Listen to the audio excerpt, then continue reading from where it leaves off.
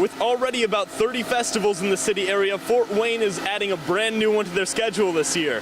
Kickstart Fort Wayne is bringing together fitness, arts, and the festival season all in one day. Kickstart Fort Wayne will be happening tomorrow and has been geared towards cycling this year, with statues that also serve as bike racks. We looked at what was going on within Fort Wayne with the 70 miles of bike trails and the desire for more people for there to be more public art, and combined the two of them into sculpture with purpose. These new additions are nice, but the festival is not just about having new places to put your bike and artwork. An assortment of different partners came together to kickstart this festival season, and that's why we started it.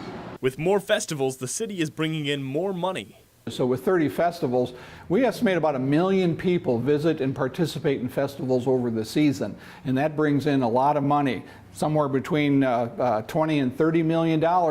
With 30 plus festivals that happen every year, some of you may not think that we need any more festivals.